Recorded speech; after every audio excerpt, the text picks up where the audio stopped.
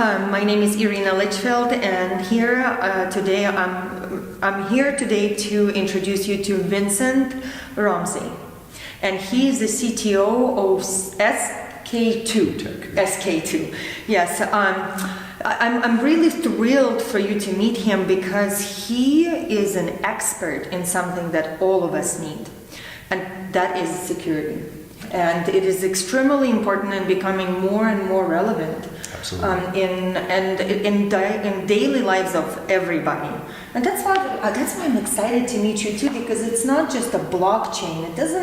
It's not just for blockchain. Right. It's for everybody, for my mother. You know? I use the term security as a lifestyle for a reason. Yes. Is that we have long been acquiescent to the fact that we just have technology and it works for us. And we do things with it without really realizing what we're giving up by utilizing technology without control. And security as a lifestyle is simply putting controls in place wherever we can to secure ourselves, our technology, our data, our families, our houses, all of that stuff. Yeah. So there's a lot of cool stuff out there and wonderful technology that enhances our lives, but at the same time, we need to implement it with security as a foundation, not as an afterthought. And it sounds right, and it seems that yes, we all need to have security, but when it comes to practice, from let's say my personal experience, where do we start? Like, what is that the beginning point that you can actually say security is as a lifestyle is something that I know, I constantly think about it, I implement it? I think one of the first things is just trying to change a mindset a little bit, which is thinking of implications. A lot of times as we grow up, we're not trained to think of what happens after I do something. And so when we implement a technology in our lives, we sign up for our online banking, and we put in our username and password, and we set that up, and maybe they have two-factor authentication, so we set that up. What is going to happen afterwards? Well, the only way we can look at that is to say, well, that username and password, where else have I used that? Okay. Most people everywhere. It's a single username and password. Yeah. And because that's the case, now you back up a little further and say, well, where else is that? Well, it's in all these other websites. Have any of those websites ever been compromised? Well, if you had a Yahoo account, yes. If you by default, basically, if you use the same password, except that somebody else has that. Mm-hmm. And because someone else has that, the potential of it being used is there. There's over 5 billion username password combinations on the dark web available for criminals to use. And when you consider that number, 5 billion is a very large number scary. of username passwords. I'm actually feeling a little bit of a fear. It generally means that all of us have a username and password out there that is now available to somebody that really we don't want to have that. So the concept of changing our usernames and passwords is a thing we need to consider, but also organizing it. Now, if you look at the average person, I know I did a count and I had over 120 unique web logins for various accounts of different types of things like that, everything from banking to just informational websites for newsletters and blogs and things. But all of those had a username and password required. And so over 120 of those, how do you keep track of that? Yeah, that's the biggest and issue. most people's answer is same one across the board. Yeah. Right? Yeah. And so it seems logical. Yeah, well, it's certainly easy, right? That's the only way you're going to remember it, Yeah. Other than writing it down. Now, back in the early days, especially when username and password was very much a corporate thing, you came to work and they gave you your computer and you had a username and password to get on the network. That was where we looked at, don't write it down, don't put it as a sticky note on the bottom of your keyboard. Well, that's still a real thing, but when we look at our home, the odds of someone breaking into your home to steal your passwords is very low. Yeah. The odds of somebody using a username and password they found online is very high. That's interesting. So play the risk factor, right? So part of personal security is looking at real risk. What's the real risk that I'm exposing myself to? I tell my family members, I would much rather have you write down all of your username and passwords and have them different for each sector that you utilize. You don't have to necessarily have a different username and password for, say, every one of those 120 plus accounts, but certainly your bank account ought to be unique. That shouldn't be anything that you use anywhere else. Any account that deals with financial services of any kind, your crypto wallet, your exchange account, any of those things, you want those to be very unique and you want them to be long. Now, there's always been this push for the last, say, 5 years. It must be complex. 12 characters, uppercase, lowercase, special character, all that stuff. The National Institute of Standards, NIST, has said that that's not really it. That's not the way to do it. The way to do it is length. And mathematically, that always proves out, because to brute force a password, to break a password using brute force, it's harder. The longer that password, the better. And that includes when and I'm going to get a little technical, and I apologize. I like the technical, so go all the way in. when we do a password attack, a smart attacker isn't trying to break the password itself. What they're doing is trying to extract what's called the NTLM hash, or the Windows hash of the password. So when I enter a password, it's not stored as a password, it's stored as a hash or a mathematical calculation on that password that's stored. Well, NTLM is a standard process implemented by Windows and many other services that allows us to have these hashes stored that are therefore not a clear text password. Problem is that there's wonderful software out there, one of them is called Hashcat, that allows you to crack the hash very efficiently if you have enough processing power behind it. And so the good hackers have built arrays, little boxes with 5 or 10 NVIDIA processor cards in it, video processing cards. Blockchain miners use it all the time as well. But that same setup, using Hashcat, allows you to crack a very long, complex password very quickly. Kevin Mitnick, who is probably the most famous hacker name that you've run across, he was a very early successful hacker that got busted, spent some time in jail, and is now, he heads up a company called Nova4. He's their kind of their security expert. And he showed a video on YouTube of him cracking a 26-character password by cracking the hash and using Hashcat in under a minute. It was like 26 seconds.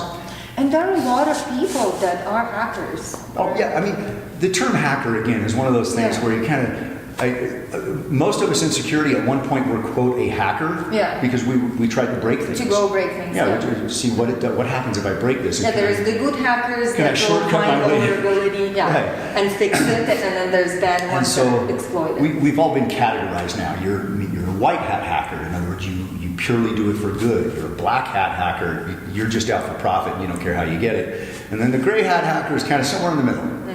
Maybe white cat, gray cat, and gray hat. So the hat that they wear. Oh, white hat. So, gray. Okay. So a black hat, obviously, being the bad guy, or woman. There's some very talented ladies in our field. So there is no gender matrix there. That has no bearing on your quality.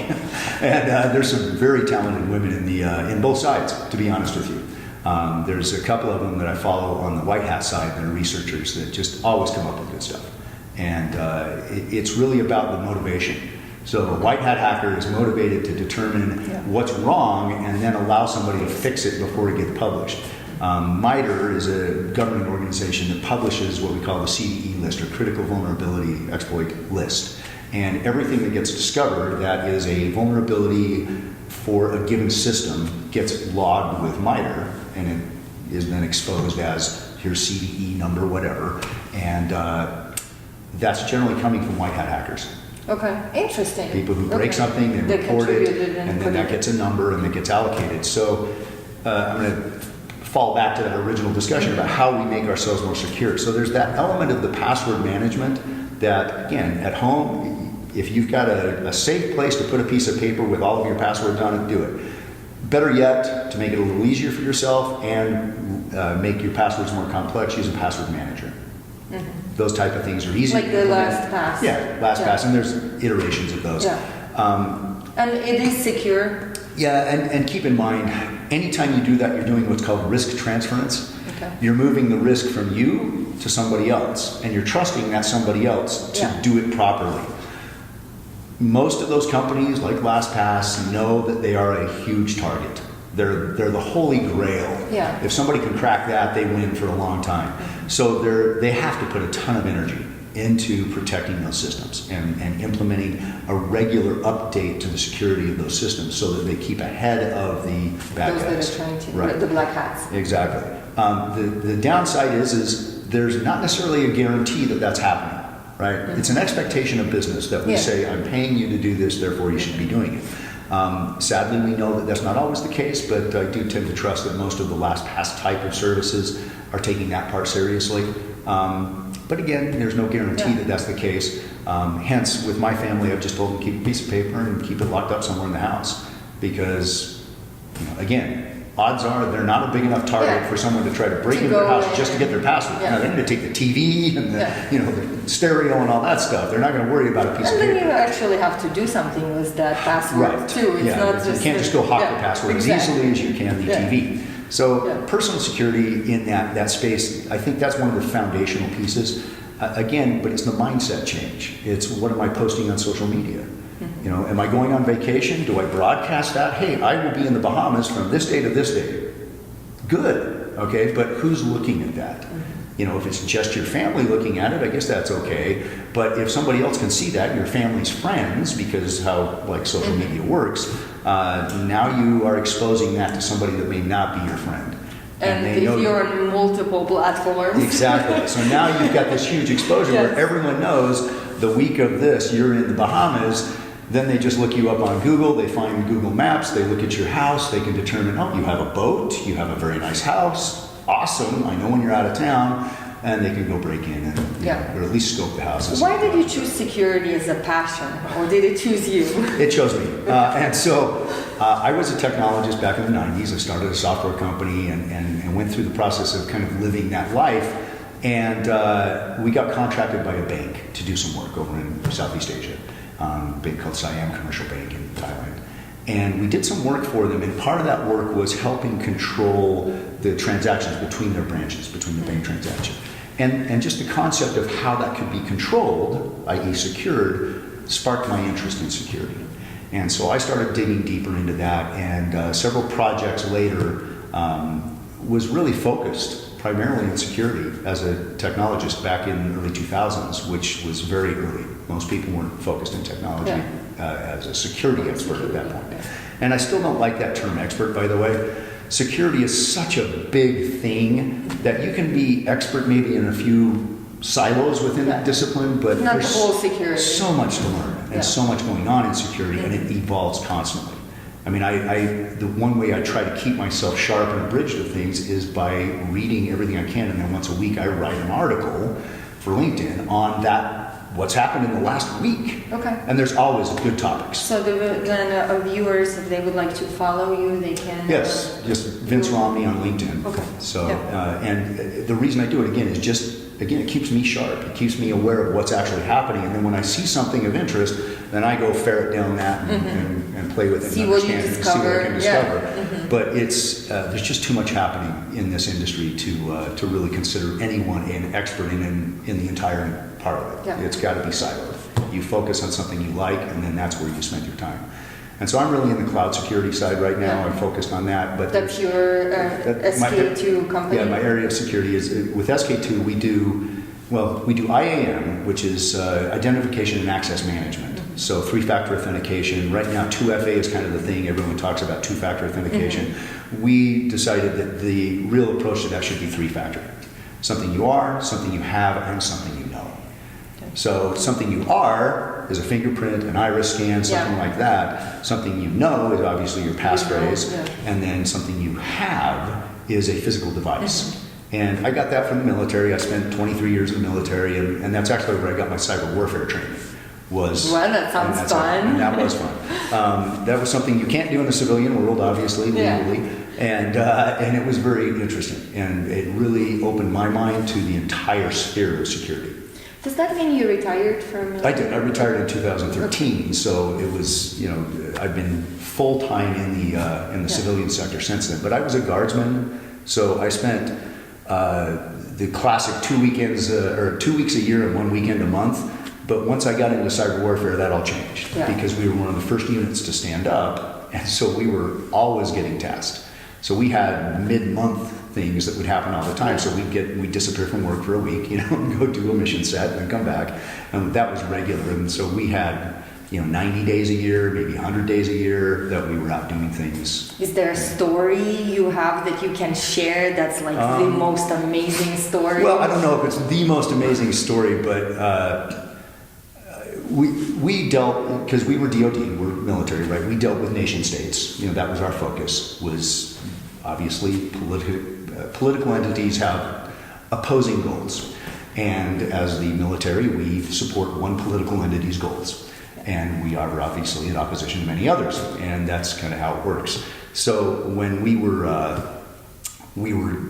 tasked with defending a particular weapon system network, and at the time, things weren't organized the way they are now. We have 24th Air Force now, which is basically the cybersecurity component of the Air Force, and we have Cyber Command now within the overall DoD component. Back then, that wasn't the case. This was 2006-ish, and we had mission sets, and we were also tasked with defending this particular weapon system network. And we got a notification from what's called AFNOC, which was the Air Force Network Operations Center, that we had data leaving that network. And because, again, things were not formalized the way they are now, it had to go to them, to us, and then we jumped on board and started getting forensics from them, and then we jumped into the network and started looking at what was going on. Well, it turns out that a particular high-ranking individual had gone to a conference. And this was one of the first times any of us had ever encountered what we call spear phishing attack, which is a crafted email sent to a specific individual to attempt to elicit a response of downloading a particular file. Okay. And it was also one of the first times we'd encountered a weaponized PDF file. So the PDF file had been decompiled and recompiled with a bad code set malware inside of it. And that particular code set was a Trojan that, when it opened up, it launched all around the network looking for data, and then started exfiltrating that data out to a specific IP in a nation state that we will leave nameless. And as soon as AFNOC notified us, of course, we went in and shut that down. Country did that to the... Wow. Yeah, so we now see data leaving our weapon system network going out to a particular country that really shouldn't have that data.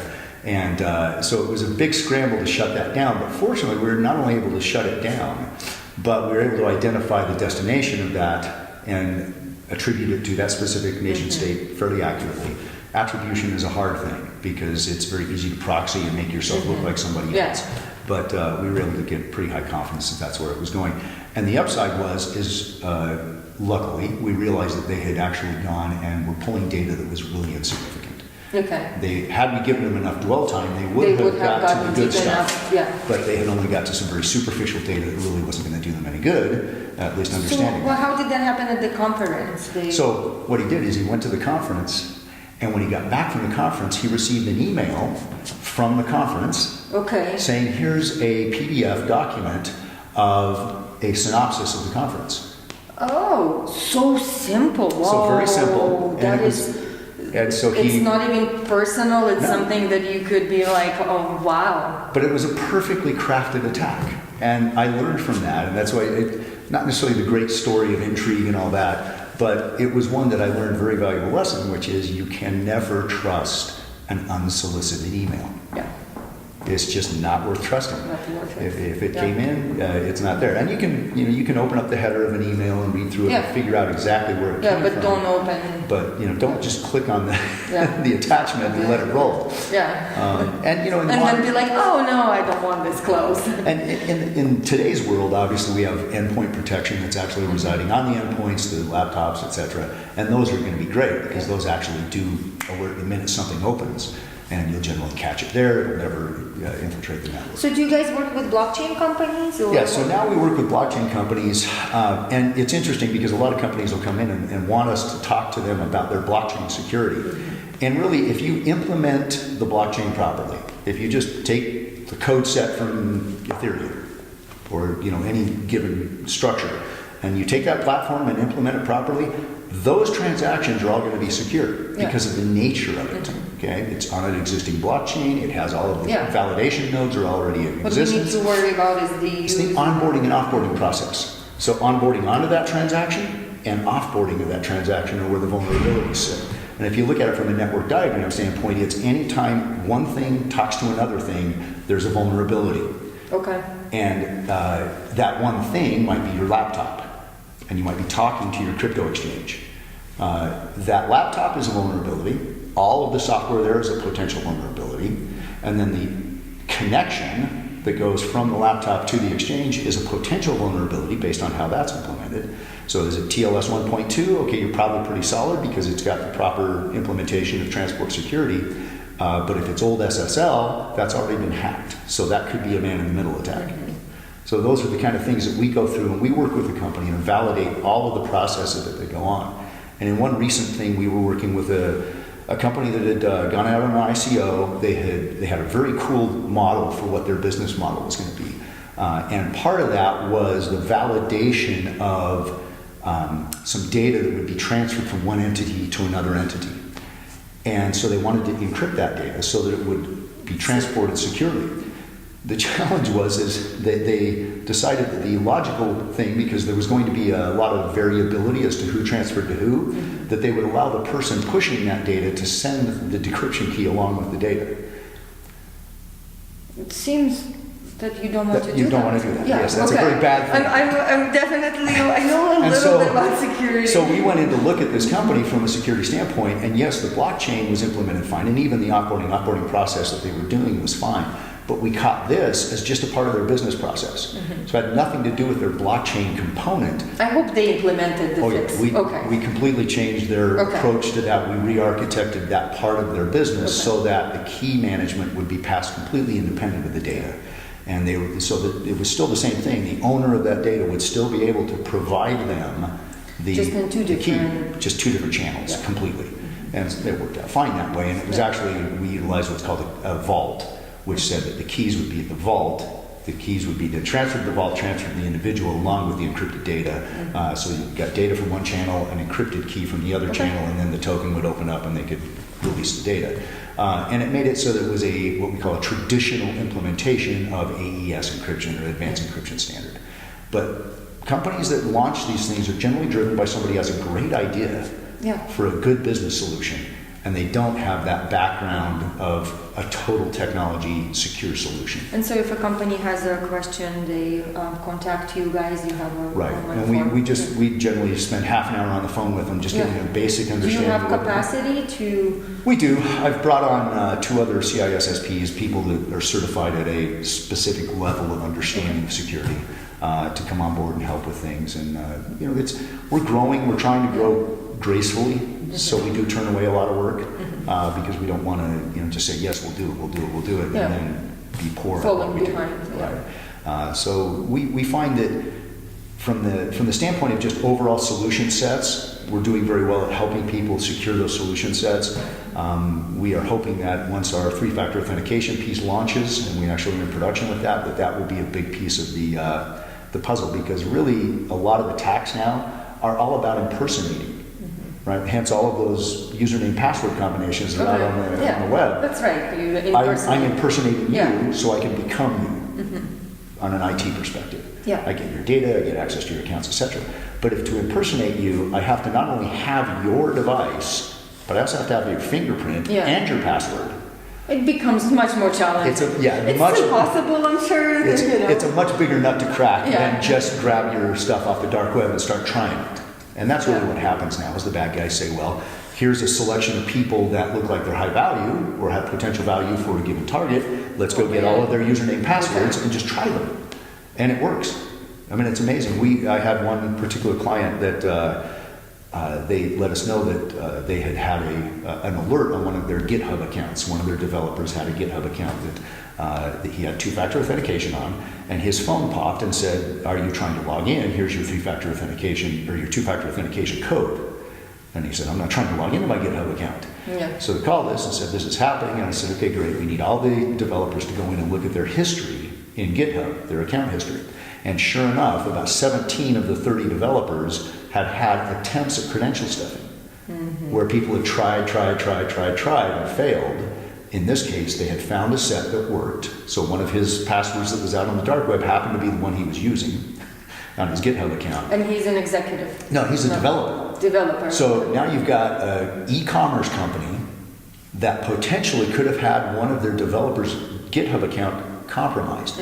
They could have plugged a backdoor into that code, and then the developer, not knowing that his code was changed, because nobody hashes, it's GitHub, it's your account, you're just writing. So you're not hashing it each time it goes in and comparing hashes.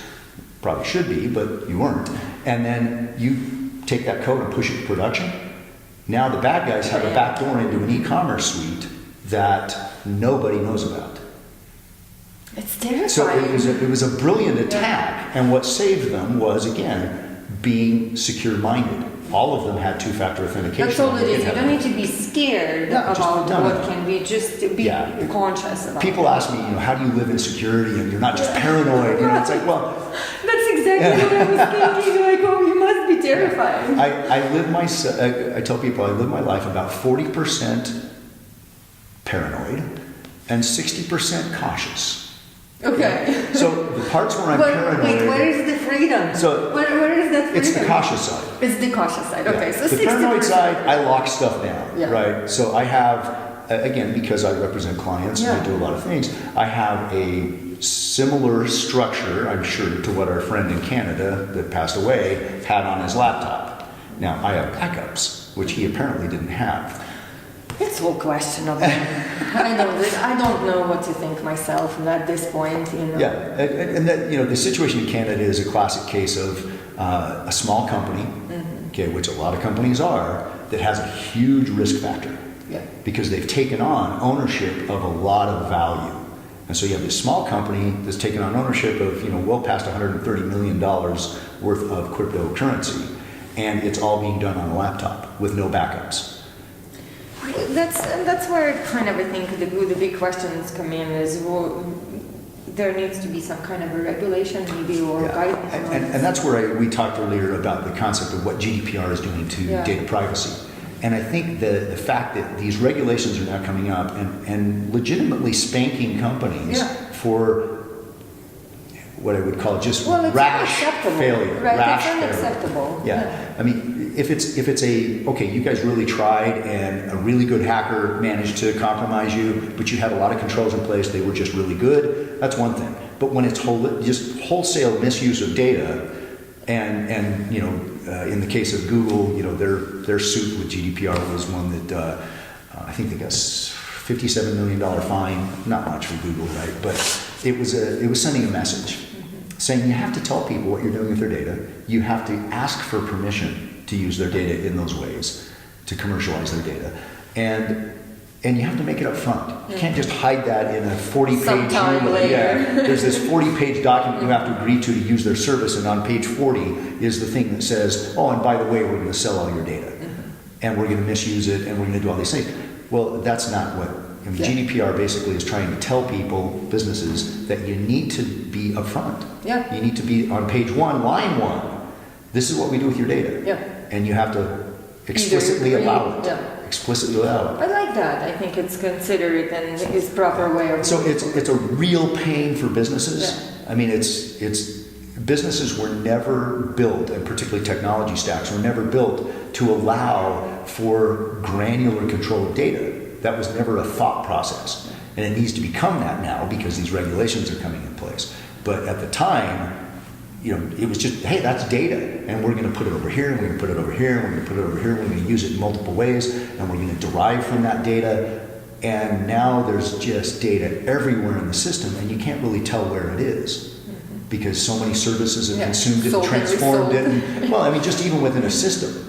Within the company, it just keeps moving around within all the different services and processes. And so for someone to come in GDPR, it has a thing called right for to be forgotten, right of removal. So I can ask you as a company, you need to take away all my data. I don't want any of my data in your system. And you have to be able to comply with that, yet you don't even know where that data is. Yeah. And that's the challenge that we run into. Right now. Yeah, there's a huge challenge out there with companies trying to comply because they weren't architected to even be able to do that. So it's going to be many years of this, but right now, at least where we see GDPR taking effect is on companies like Google that are taking the data and just wholly misusing it. Or in the case of Marriott, just doing no due diligence on where their data access is and finding out that they've been compromised. So those are companies that are going to get fined. No question about it. They're going to get spanked. Companies that were trying to do their and then they will need to comply. Absolutely. Yes. And that's the key. It's implicit in the regulation that you have to comply. Yeah. So if you get fined, it's still You don't get to keep You don't get to finding keep being bad. You just have to, it's implicit, you have to fix it. I think there could be more, like if you read the ruling that went out against Google, it's not very explicit that they need to show that correction. And I think that's something that the regulators need to write that into that they need to demonstrate that. Exactly, they need to demonstrate Come and correction. catch me later. Right, exactly. It's not that. And I think we're going to see that happen fairly shortly. With California implementing their version of GDPR this year, that's going to enhance that process even further. Because companies are going to have to realize that they are now responsible for something that it used to be just if you had European citizens in your database. Not anymore. When California does it, they have companies. I don't know there's a company in the States that doesn't have a Californian resident in their database, right? Okay. And so therefore it's implicit on every company in the States now, we're going to have to deal with that. Because California has 23 million population. Mm-hmm. You know, that's a tenth of the population of the U.S. So, you know, we have a lot. I saw some kind of map that basically considered like the rest of the United States and California. It's pretty much in the middle there. Yeah, it's fascinating. It's very interesting. But that, I think, from a security perspective, all of us that live in this space, you know, we all live in technology, and no matter how off the grid you decide you want to be, you're not going to be. You know, we are all on the grid. Especially related to the blockchain industry. As that industry becomes more incumbent, which it will. I mean, you know, I'm seeing a lot of companies, and I think the magic for blockchain is really in the implementation in corporate America. I mean, yes, cryptocurrency is cool, and I love where that can go. There's a lot of stuff that's got to get worked out. Yeah. But cryptocurrency is a really cool concept. But to me, the magic of blockchain is how it fits within corporate America's processes, particularly in things such as data privacy. Because a blockchain is an immutable record, right? It's a ledger that's an immutable ledger, it's permanent. Well, for data privacy, that means that companies now have to consider, from a blockchain perspective, what gets logged there and how it gets logged there, because it's permanent. And we're seeing that shift. In one of my articles, I think a couple of months ago, I identified that we're moving eras, and now it's really era of implementation, and it is enterprises that are going to be implementing the technology. We've seen some really cool stuff, and you know, again, contributed to those companies and tried to help them understand how to securely build that process out. But again, it's all about data, and by using the blockchain to log transactions and to show valid points of transaction for, say, a supply chain or something along that lines. Those are areas where we're going to see a lot of implementation and a lot of security requirement. What would be an advice you would give to an executive or CEO or CTO of a blockchain company that is looking or is managing a lot of funds? What is the advice that you have? Well, a lot of funds makes it a very challenging environment because, again, it's risk mitigation. You have, you know, X millions or hundreds of millions of dollars of value. I think anything over 25 is really quite a reasonable size. It's a real significant amount of money. You should shift your mind. Like the perspective needs to be now, everything is secure first and then functionality. And so the way I tell people is you can secure something permanently. This example of what happened in Canada, that's secured permanently apparently. And depending on how the forensics work on the guys that are trying to bust into that laptop right now, they may find that even though once they get access to the laptop, that there's a Veracrypt drive inside of that has a 512-bit key. And that's we don't know how deep. Yeah, we don't know how deep that layer goes. But that would be very secure data, completely unusable data, but very secure. And so as a executive is looking at a business model, particularly in blockchain, where value can rise very quickly in cryptocurrency, and you now are saying, I'm going to take on that responsibility for that, security has to be the first mindset. And it has to be comprehensive. And so you can't just go to your lead developer and say, hey, implement security. Which is, by the way, what happens very often. Very constant. And the sad part is you need to go away from your company and get a third party. And, you know, yes, I am one of those third parties, and I'm not advertising myself in this case because I have plenty of business. But find somebody that's qualified. that has a CISSP or an OSCP So if or a a company CISM. comes to you, would you be able to, if you cannot take them, would you be able to Yeah. recommend? Yeah, Okay. there's Okay. we're a good network of people. Okay. In other words, there's a lot of us that do this kind of stuff, and we know each other. Because it is one of the challenges is to know who is actually Yeah. doing the And good work. certifications are a good litmus test. They're not necessarily the only test, because you can have a guy that is very good at taking tests. Yes. Okay, and Yeah. he'd go get a certification and have those letters behind his name or her name, but they don't necessarily know what they're doing. They just have the certification. That's experience matters. Yeah. You know, having some kind of background, and particularly somebody that has been in consulting, because if they've been in a consulting capacity, they've seen a wide variety of situations. For me, my time in the military was a really good place to be, because I got to see a very wide variety of vulnerabilities within networks across the world. I got to see things that were vulnerable on our side and defend against them. I got to see a pretty broad range of things and took that into my civilian sector with me. Yeah. And then now, on a regular basis, I see things that are just, wow, okay, that's And now you're 40% paranoid and 60% cautious.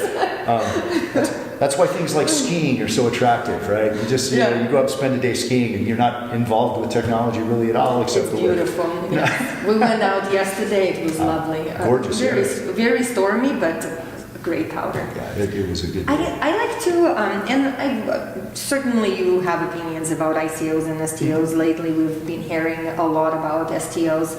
I would like to see from your opinion, do you think that we're going to see traction with STOs? I believe so.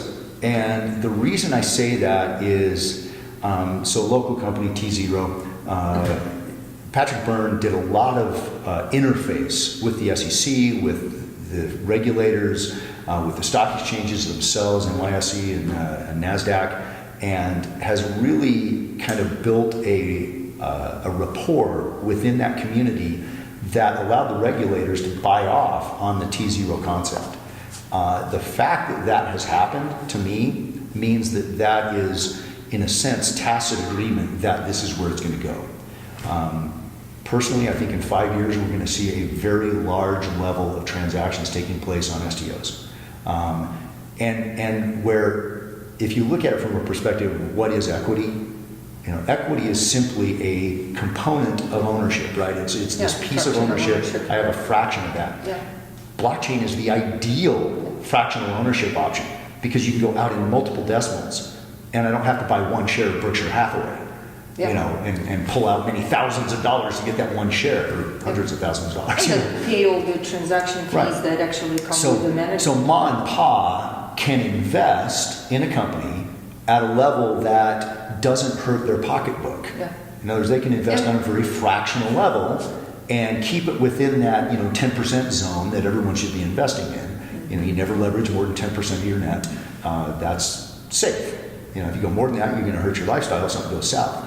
Well, in the modern stock market, if you're, you know, average Joe American, you're probably not going to be able to participate effectively in that market. That's why mutual funds became a thing. That's fractional ownership in the old school way. Yeah. But now the new school way, if this really goes the way I think it will, you're going to see fractional ownership piecemeal, a la carte. Well, I would like a tiny piece of that company, and you can go on and buy a fractional part of it, you know, essentially 0.001 of a Bitcoin, you know, right? That model gives us great opportunity for building business long-term, globally. Yeah. Because now somebody in the Philippines can invest in a U.S. company, somebody in the U.S. can invest in a Thai Truly company. global. Exactly. It really builds that out. And proper implementation, which is what T0 has been working on, and, you know, I've kind of done some discussions, and we had Patrick Byrne come to an event that we were at, this where Sergey and I were at in Midway, and that was really interesting to see his perspective on that and what he was trying to continue to develop, because he's been down the road with while. stuff for a while. Yeah. He's been in it and fighting for it, and now we're seeing the fruits of that come out. But yes, STOs provide two things that an ICO didn't. Okay, they provide a control mechanism. Okay, and that control mechanism is you're listing it.